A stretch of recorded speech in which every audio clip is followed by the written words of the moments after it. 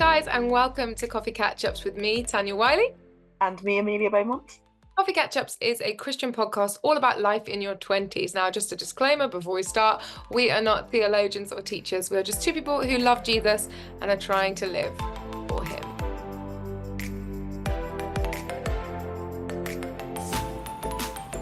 Would you rather have a huge imagination or a photographic memory?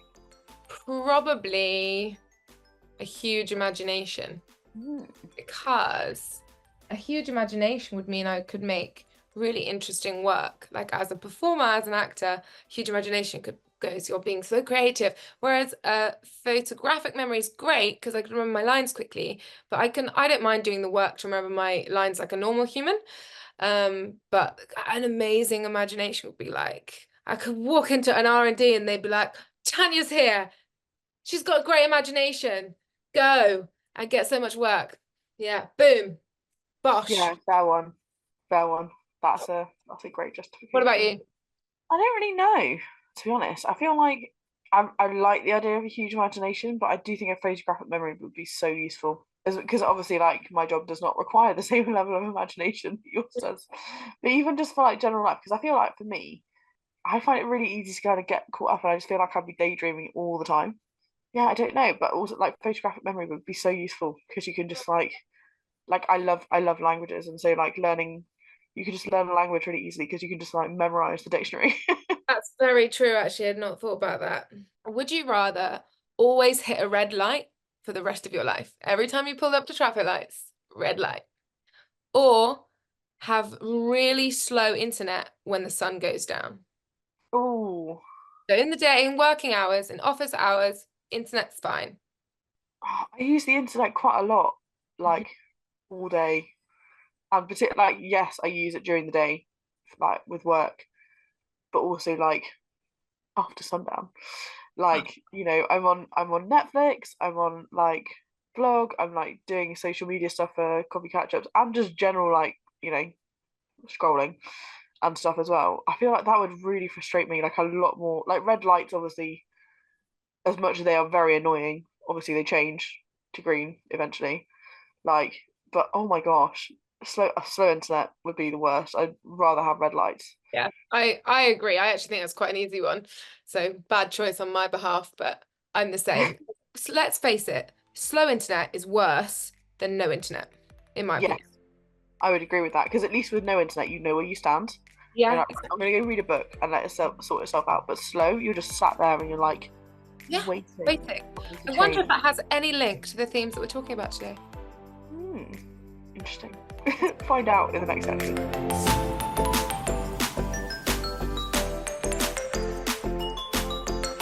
What are we talking about this week? So we are talking about unrequited love or unreciprocated love. Light. Ouch. Now, yeah, it does sound really morbid, but actually we just really thought it would be good to have a discussion about this because it's so like it's a prominent part of life, isn't it? Like maybe not so much for absolutely everybody, but for a lot of us it is part of our story. I mean, there's nothing more upsetting than when you go to give a dog a cuddle and they walk away. I want to love you, and why are you walking away from me? I've got cuddles. Exactly. So we all know that feeling when a dog rejects us. How much more can that hurt when like a human who you really want to build something with and like give and give and give to them, but they just don't want it. It's a really hard place to be. And you know, it's complicated and it's so different for everybody and every individual. So we want to be sensitive to that. So what is so tricky, do you think, about unrequited love? Because it just is. Yeah, it's almost it's hard to explain, isn't it? Because you kind of like in a way you just kind of look at it and go, but it just the nature of it in itself is just really difficult. Like I like this person very much and I want to build something with them and kind of go, I see a future and therefore I really want to put something into this. Yeah. And the other person essentially is just not matching your efforts, whether that's by choice or just complete ignorance.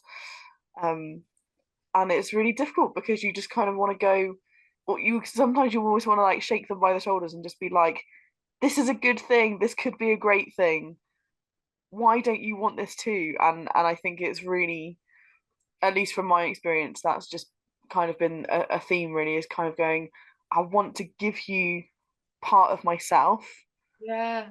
and they go, no. Yeah. Even when they say, oh, it's not personal, that is kind of how it feels, isn't it, really? Because they just, you want to give them something of you, and Yeah. they look at that and they, and for whatever reason, just say, no thanks.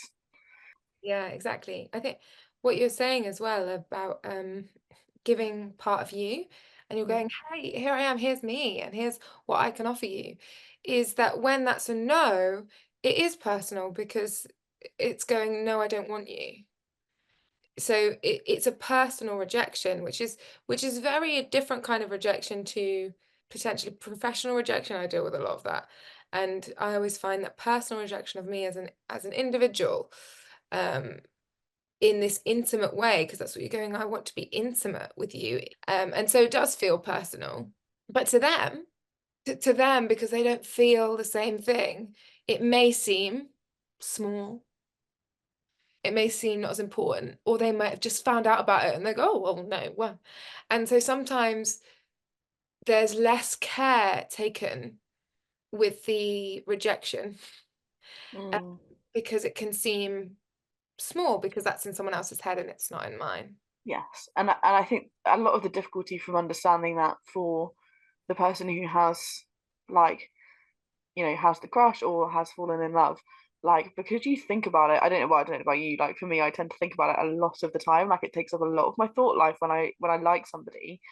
And so, like, and I think what we kid ourselves into is that they are thinking about you as much as you're thinking about them a lot Mhm. of the time. And so to find out that that's not the case can be really, like, it can really, really hurt. So I don't know about you, but sometimes with unrequited love, I think there's a huge amount of rumination involved in it. And what you were saying a second ago with your thought life, which is Mm. just huge. Rumination, for anyone who isn't familiar with that term, is going round and round and thinking again on the same thing. It's not a really productive process because it's circular and it's not moving forward anywhere. You're just going round and round.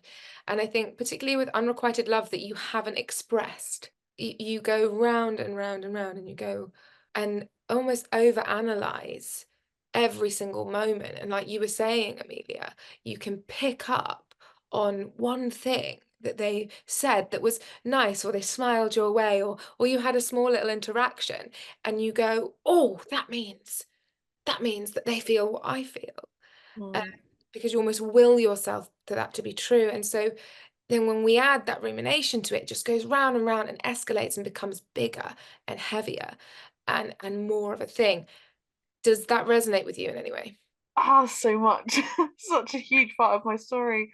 Um, yeah, big time. And I think, as someone who has very rarely expressed when I have, like, had a crush on somebody, it's really easy to, like, to let that take over, because it's nice, isn't it? It feels really nice to like somebody.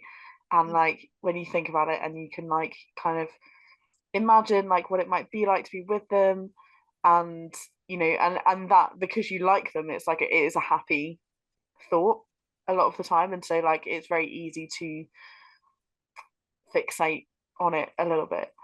um and like you say, especially, kind of picking up on small details, like, oh, he, like, opened the door for me, and like smiled at me as he did so, and like, and just like the little things. And like, again, as I have previously expressed in this podcast, I'm a bit of a hopeless romantic. And so for me, like, it's those things that I'm like, oh yay, like, this is happening because he's being, like, almost like precursory romantic. um and so it's really easy to kind of get ourselves into this little spiral almost. um I mean, I don't know about you. I mean, I think your experience different, because I know that you are. overall not a very romantic person. Is that correct to say? Yeah, I mean, I think it is and it isn't. I also I'm the same we're the same age, so we're this millennial generation that women grew up on Disney princesses, and rom-coms that are ridiculous. Um, and so there is an element that I've definitely experienced in my life of the romantic comedy side of things, that if you're just stubborn and you pursue this person, then it will all happen, because that's what happens in romantic comedies, because you're the hero, and the hero gets together with the prince or the princess or whatever. And so there is that element of, oh, just gonna carry on ruminating because it's my story. But life in reality isn't like that. And for me, I mean, I'm not as romantic as you, and I will hands down say that, but it's also because I've learnt not to be. Like, I go further the other way, where I go, oh, no one no one be interested in me. Like, why, what? And so I found myself more in a situation of the reverse, um, Mm. where somebody's like me and I haven't liked them. That makes me sound like I'm getting all the attention, which I'm really not. It's just happened occasionally, okay? I'm not batting away the men. I have had unreciprocated love, and for me, that has been the most painful, when someone's loved me and then they've not.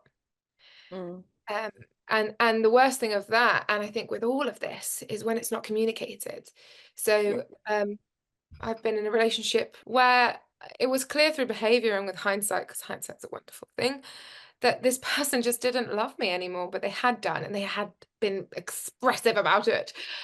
So much so, so much more than me, because I'm not very romantic, as we've sort of pointed out.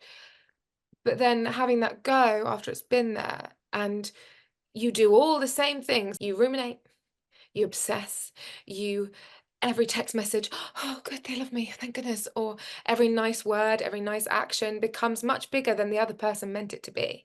Mm. And that's the real danger, because what's not happening here is clear communication. So true.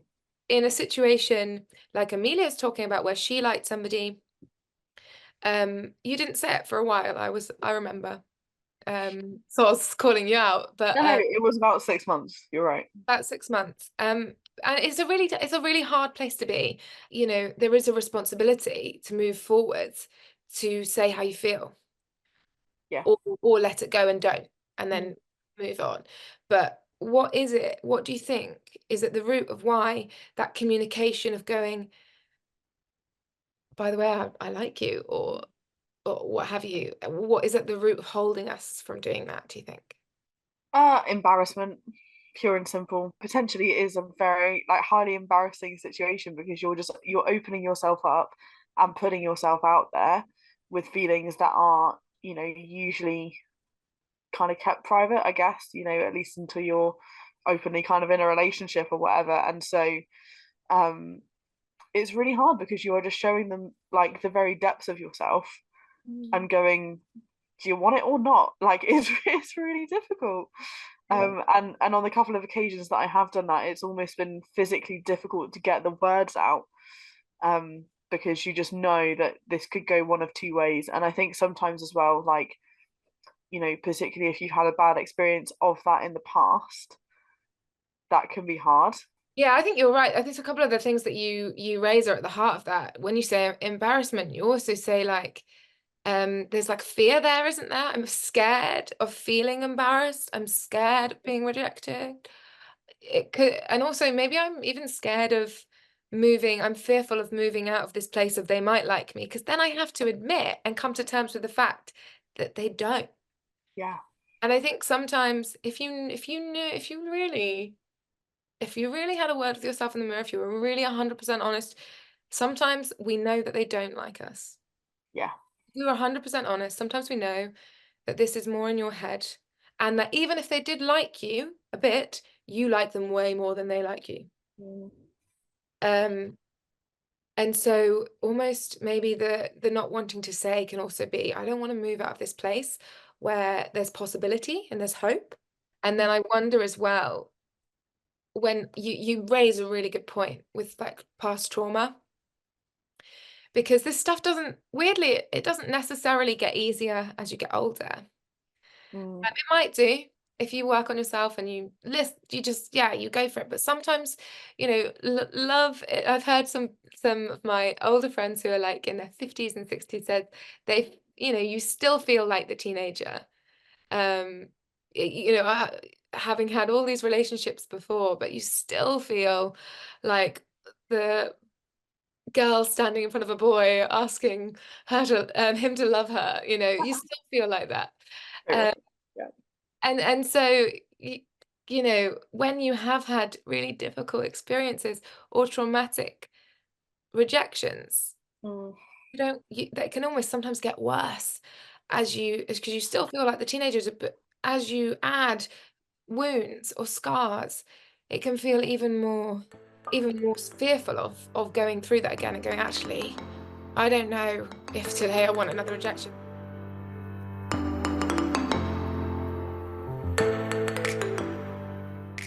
We often try and hide relational stuff. I don't know about you, but I often don't talk as much about relationship stuff because it feels like, oh, until it's a good story, I can't really tell anyone. Until we're together, it feels more like something I should kind of hide away, which is why in season 1, it was lovely to hear from the Tale of Two Singles, because that podcast is all about bringing it out into the open, not being a shameful thing to talk about. Let's talk about it. And hopefully that's what we're going to do here with the Unrequited Love, is be like, hey, it's okay. You're not silly if you like somebody and they don't like you. You're not that loser at school who uh, asked someone out and they just said no and it was really funny. You're not that. You're a human being and you chose to love somebody. And that's something you should be really proud of. It's not something you should stay in if the answer is no, but it's something you can be like, actually, I loved and I was brave enough to communicate and find out the answer. Yeah, and man, I really love what you just said. Actually, like, and that's the key, isn't it? You are not silly. Like, feelings are not silly. Feelings are really beautiful things.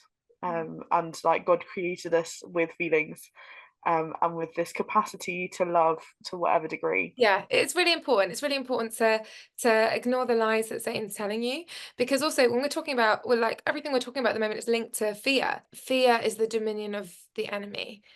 It isn't the dominion of God. God Mm. is the opposite of fear. God is courage, and He is your armor, and He's your strength. And so, it can be, because our emotions, they can rule us sometimes. I am so easily ruled by my emotions. Something I'm really trying to work on, but it's a really hard part of being human. I think it's the difference, isn't it, by being led by the spirit and led by the flesh. And that sounds like a very uber spiritual way of putting it, and it's not supposed to be. Um, but it's so easy, because particularly in this day and age, follow your heart. Yeah. Like, whatever makes you happy, that's the right way forward. And that's not true. That's not true. Like, sometimes yes it is, but sometimes it really isn't. And actually, being ruled by one's emotions in this day and age is a very sort of well thought of thing. It's like, well, if this doesn't make you feel good, then that's not the right thing. Mm. But actually, what the Bible says is actually that's, your emotions are, they're great, they're awesome, but they're also fickle. Yeah. And it's really important not to be so guided by them. Like, again, feel what you're feeling. Like, don't It's, allow yourself to suppress emotions when you really need to actually express them or get them out or whatever. But it's the difference between being led by your feelings, which are often so kind of all over the place, and being led by Jesus and actually going, okay, this is how I feel.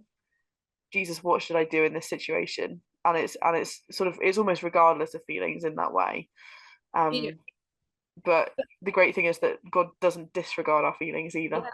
It's weird because it's so easily said, isn't it? But I think, when I was reflecting recently, I was actually reflecting on the person of Jesus, fully human and fully God.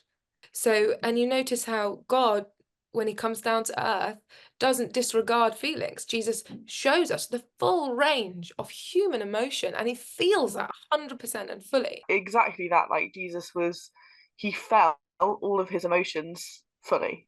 Like, you know, he weeps and he laughs, and you know, and everything in between. And you can see that, even though you do kind of sometimes have to go through Yeah. scripture and go, oh, I wonder what this person was feeling. You do see that in scripture, is that Jesus had emotions and felt those. Um, the key is in how he responds to those emotions. Going back to prayer, going back to scripture is the answer, every single time, and just allowing himself to be guided by God. Like he said, I only do what I see the Father doing. Like, it's not I only do what I feel like I want to do. It's I only do what I see the Father doing, and where I only go where I see the Father leading me.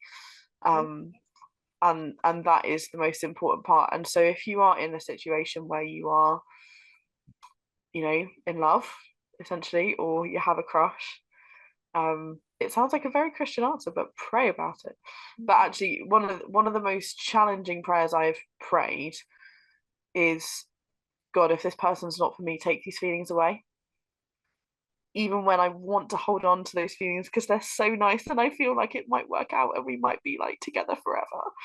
God, if these feelings aren't from you, take them away, because I don't want them if they're not from you. And Amen. it's so hard to pray, and it's so hard to like mean as well. Yeah. There has been one occasion where God literally just went like that and took them away, and Mm. I was like, "Oh, sick, thanks." um, and but many other occasions where it has been a longer process, Yeah. of letting go and choosing to give those feelings back to Him. And I think that's also part of it, is that if you have said to God, like, take these feelings away, you've still got to give them, and like keep choosing to give them back, because the minute you take them back in your heart, that's when you're just kind of like, it's like, well, I prayed the prayer, but he had his chance, so he didn't do it. You've got to keep choosing to give it back. What a prayer to pray, Amelia. My goodness. The thing actually that came to mind that I do want to kind of talk about is, as single people in the church, Yeah. responding to other people's stories. Ooh. Something I found really hard as a single person in the church, particularly when I have liked somebody, is that other people, when you say something to them about it and go, and they're like, oh, so who do you like at the moment? You know, the whole classic, like, you know, what's the tea, sis? And I'm like, oh yeah, no, I kind of like this person. And they're like, oh, that's so nice. And you know, and you can kind of say, oh, well, I don't know whether they like me, or you know what the situation is. And so many times the response from somebody else, this other person, has been, oh well, when it was me and my partner, this happened, and I didn't think it was going to happen, and then this happened, and now we're together and we're married and we have children and we're, you know, happily ever after. Mhm. um like, that's great, that's so nice, and so often they want to use it as encouragement, and that's a beautiful thing. But the way that we respond to that, it's so easy to go into the whole, oh well, that will happen for me because that's happened for them, and they're, you know, and because of the way that they try to give it as like advice, Mm. it's very easy to fall into, oh well, because that happened for them, that will happen to me. So yeah, I don't, you know, we don't have to kind of talk about this for a long time. I just thought I'd mention it because it's such a, you know, when we discuss unrequited feelings, or feelings that we're not sure whether they're requited or not within the church, it can be really unhelpful, and I think it's really important to choose who you talk about that with. Yeah, absolutely. um It can feel, when it's not happening to you, you can forget how it feels. mm, So, because especially people often judge a relationship on length, and therefore your pain or heartbreak because of ending should be equivalent to the duration of which you've dated, or for the seriousness that somebody attributes to your heartache. But mm, actually, it's, we don't know how people are feeling, and so I just think we need to be so careful in when we talk about any kind of stuff like this, just to be really gentle. As well, we might want to just flip it as well. If you're the one who is rejecting the person who says they like you, it can be so easy, I think I said it earlier, to go, that's no big deal because we're not in a relationship, therefore I can just go, oh no, thank you, by trying to be as kind as you can, because you don't know what people, even if they're playing it cool, even if this person's like, hey, fancy a coffee, it's totally chill, and you're like, oh no, thank you. If you do that as kindly as you can without being patronizing, it's hard. You know, you may not get it right because there's no way to get it 100% right, but being aware when somebody may or may not like you, just to treat them with the honor and the respect, and to remember they aren't silly for liking you, even if you don't like Yeah, them. absolutely. That's so important. And, you know, again, as someone who has been in this situation multiple times, because unfortunately, this is a big part of my story, it's such a vulnerable position, and to be rejected in itself is difficult, even if it's done in a nice way. But I can tell you from experience, it does make things so much better. And you're also so much more likely to preserve a friendship, but also it's really important to be gentle. Like, gentleness is a fruit of the spirit, and it's really key in Yeah, these areas, because you're considering other people in that situation, not just yourself. it's kind. It's kind. Back on the subject of rom-coms, when you mentioned it earlier, like my first thought was The Holiday, Oh, right? such a So good. I love that film, so good. And I one of the things that really struck me when I first watched it, as I'm sure it did for many people, was the fact that Hollywood acknowledged the existence of unrequited love, right? Like, Yeah. because it's so unusual. And I love Kate Winslet's like sort of speech at the beginning, and she's like, "What about those of us who fall in love alone?" Yeah. And you know, and just kind of describes so perfectly what it feels like to be in love with someone who does not love you back. Yeah. I think she puts it like someone who does not and will not love you back. Yeah. And it resonated with me. I don't know about you, from whatever your experiences are with this. Oh, massively. Um, I think it's more relatable. I think Hollywood can sometimes, and rom-coms can make relationships so unrelatable, like, and love and all that stuff, and you're like, oh my goodness. And I've definitely found them really difficult to watch at points in my life where I'm like, this is not real. And Kate Winslet's character is so real. And she's in a lot of pain and she can't escape because she works with him, and that's really tough. But she is doing everything that we're talking about. She's ruminating and she's not putting boundaries in. And actually it reminds me of something we haven't really talked about in this episode so far, is the boundaries that you have to put in place when you are in a relationship, which it is in a relationship, in a non-existent relationship, which you know isn't going to go very far, because you know that they don't want you. And sometimes the other person is gracious enough to go, oh, they like me, okay, I'm going to step away and I'm going to make it really clear, and I'm going to give them the space that they need. mm, But a lot of the time that does not happen, no. for whatever, whether it's just that you happen to see this person a lot, that they share a friendship group with you, that you work with them, or like in that film, that guy really likes the attention. He loves that he's got her wrapped around his little finger, and he likes to use it when he's bored, or when he's and his intentions are horrible and it's toxic. And she has to have this really beautiful moment of empowerment in her speech, and halfway through the film, where she's like, I'm done with this toxic thing. And she's such a good actress. I love What her. an But absolute queen. yeah, what a queen. But those boundaries of putting them in place are really necessary, where she goes, no, I'm not gonna write your flipping report for you. And I'm not gonna answer the phone when you call me. And it's so hard because you so want to, but actually it's really important to protect your own heart and your own head from all the Mm, things we've been talking about today, by going, if I know it's a no, if I know this isn't going to go anywhere and I'm still in this place of pain, I need to let myself heal. And in order to let myself heal, I need to take myself away from this situation, because this is not good and this will just get worse. There is yeah, no shame in absolutely. running away. Absolutely. Either you can go rent a really nice villa in LA, but also like, yeah, like exactly what Tanya's saying, there is no shame in leaving that situation. And it's really important actually, because if the other person is not giving you space, and I've been in this situation as well, Mm. and of, you know, I've said, I like you, do you like me back? The answer's been no, okay, fine. And you know, I'm still getting a phone call, and I'm still getting texts, and I'm still like getting oh hey, how are you, as if nothing's happened, Yeah. like the day after. And it's really important to sometimes, if you just go, this is too much, to remove yourself from that situation. And that is actually, it feels like running away, and it feels, some people might say that's cowardice, but it's not. That's actually the brave thing to do, is to remove yourself from that situation, and it's the healthiest thing to do. Because you're in a really vulnerable position where you really are vulnerable because you like them, and so every part of your flesh wants to go, yeah, what do you need? Yeah, and a little part in your brain might be thinking, oh, if I do this, if I answer the phone when they call, if I'm the nicest person possible, if I'm the, I don't know, the most beautiful girl in the room, or whatever it is, that they'll change their mind. And that's really vulnerable, because once you've got an answer, it's not Hollywood. You've got to just respect the answer.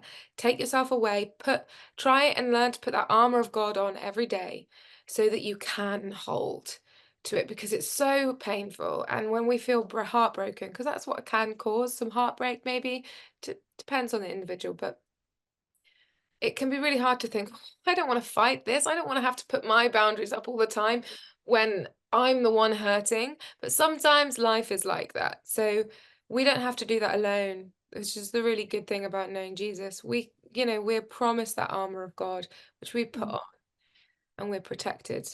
But absolutely. And I think also within what you just said, there is a bit of a wake up call. Like, if you are waiting for that person to realize that they're in love with you, that, and it's not a good place to be in. Again, I've been there. You're just going, oh yeah, but if I am the prettiest person in the room, or if I do this, or or if they see me doing this, or whatever it is, they're going to turn around and realize that actually they were in love with me all along, and it's all going to be fine, and we'll have that beautiful rom-com ending. ah, um it's, oh, that's not good. not good. And Like, also, you've got to, like, almost say the opposite of yourself. You've got to remember whose you are. Because when you put yourself in that position of, oh, if I just do this, if I mold and bend myself into every single position that they want me to be, if I become the perfect person, you're not who you're bending yourself for the wrong person. You're not who God wants you to be.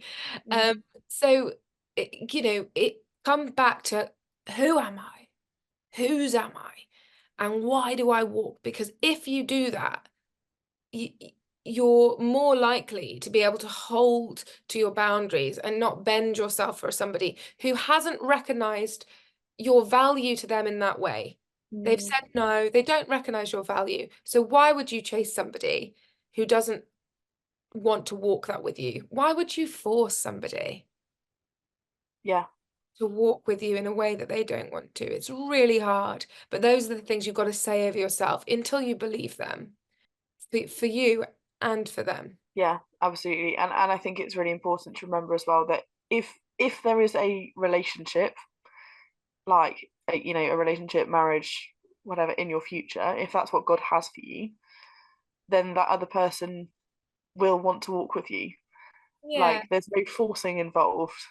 Like, you don't know what the process is for you to get to that stage, but actually, in that relationship, there shouldn't be any waiting for them to realize something that's so kind of far off like that. mhm, They're not going to be the person who's kind of ignoring you, or not seeing that you are valuable, because the right person will. yeah, The right person will want to explore that value with them, and vice versa.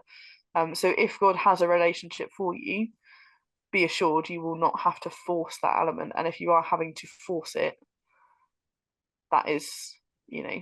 maybe a sign that you need to let this go. Know your worth, because Mm, it can be really tempting, particularly in Christian circles, to really put ourselves down with our words and our thoughts. But actually, you're a child of God, so you don't deserve to have to force someone to love you, because you're already loved. Um, and when we were praying before the beginning of this record, I just had such a sense of, actually, even though we may experience rejection, unrequited love, hurt, we have love so steady, unyielding, forever requited, that will always know you with such love that you've never known and you can't comprehend. You are so loved by the one person it really matters to be loved by, and that is God. Now, it may feel difficult to believe some days, and it may feel far away some days because of how you're hurting or your human experience, but you are loved, you are chosen, and you are not forsaken. So, we've discussed what unrequited love is and how it can feel and some of the issues surrounding it. So what can we do, some top tips to make unrequited love weigh a little lighter? I think checking in with yourself is really important, and just keep yourself accountable to how far you are taking these feelings, because like we've said, it's really easy to kind of like jump on something, and especially when you think that they could be feeling the same way, it can be very easy to fixate.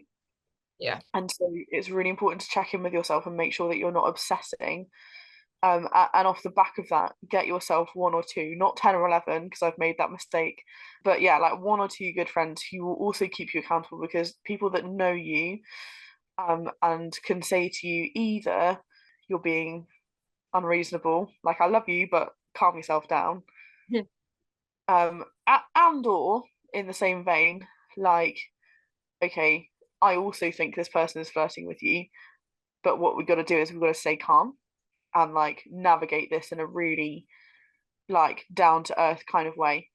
Mm. And like Tanya's been that person for me. Like she can testify that I've been through the ringer with this one. And it is difficult, but it's really important to keep yourself in check and find friends who will do that for you as well, and just say like, I need you to keep me accountable because I know that I can run away with myself. How about you? Um, I think one of my like biggest things with this area is to be clear, to communicate.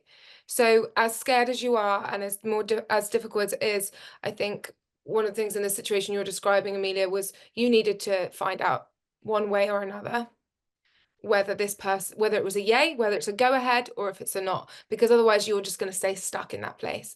So if that's you, you're stuck, whether it's at the, the potential of a relationship or at the end of a relationship or not, you need to find out, because otherwise you're just torturing yourself. And so you've got to be brave, put that armor of God on and be brave, because the worst it can be is no.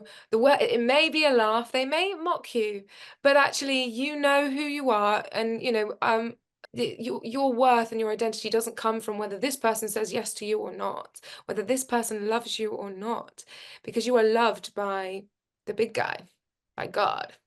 And so, we can walk more confidently in that. And so fear has no place, because if this person doesn't love me, it doesn't diminish who I am. It doesn't make me silly and it doesn't make me stupid, but I do need to know so that so I don't stay in this place of uncertainty, which may feel good. I may feel a little like, oh, a little rush of adrenaline emotions. But that's not a healthy place to stay for anyone. And it's not healthy to for the other person as well. And something else that I would say actually as well, as men and women of the church, is check your actions as well. I think a lot of the time, sometimes it is just one-sided and we're, overthinking certain gestures, but sometimes people can be led on. It's just really important sometimes when you're interacting with the opposite sex, it's really important to go, okay, sometimes just kind of reflect and go, are my actions misleading? Like, what is my conduct godly? Like you say, Amelia, that is something we've all got to look at the mirror sometimes and go, am I doing right here? It can be Mm. really horrible, because sometimes when you know you're not, it can be really uncomfortable to look at yourself in the mirror and go, oh. But also men and women should treasure their friendships. So maybe it's about having, Absolutely. if you think there's some confusion, and if you think there's something that might be misconstrued, just have an uncomfortable conversation. An uncomfortable conversation is so much better than than lots of months of pain and difficulty. And I think with this subject, actually, when we are so looking intrinsically at this one situation, and that, you know, I think the enemy can do that with us sometimes. He can go, hey, fixate on this, look at this. Actually, let's just God often says, come and sit with me and you'll see a little bit more perspective, a bit higher. And we would see then that if we look back, that actually long term, it's better to have this difficult conversation. And long term, it's better to ask. And long term, it's better to leave if you need to. You know, whatever the situation is, when you step back and God's so good at doing that with us, because and especially with accountability, kind of tying our points together, having a friend who is more distant, it can come and, hey, hang on, let's pray, let's look bigger, let's stop looking so small. And with that as well, if you think you are obsessing in any way, whatever, doesn't have to be in this subject area, anything. Because the enemy wants you to look there, look somewhere else. Look to the other parts of your life that really fill you up. Because we all have such beautiful blessings from God, and our lives are so full that this issue, which may seem big, actually isn't. And so if we look at even, you know, your job, your hobbies, your other friendships, your relational stuff, your mission work, whatever, suddenly you can almost like stick a spanner in the works of Satan's trying to make you obsessed. And I think, again, prayer is a Mm, great way of doing that. Just going, Lord, I don't know what to do here. But also, I think the reassurance that actually, if God is putting you and whoever this other person is together, yeah. like He has ways of doing that. You don't need to Also. obsess over it, and you also don't need to force it. Mm, And if you're praying over it and God says, "Yeah, go on, tell them," mm, whether that's for the reason of you two getting together or for the reason of you moving on because He's got something better planned. yeah. He does know what He's doing, and I've made the mistake before of ignoring Him. So I was like, I really liked this guy, and I was like, I'd just been walking home with a friend, and I was like really happy. I was like, yeah, this is great. And then God literally, it wasn't audible, but like, you know, when you just feel conviction like a ton of bricks, Yeah. God just went, no. And I was like, what? And I made the mistake, the serious mistake of ignoring him and Mm, just kind of going along with what I felt. And I was just being completely led by my feelings.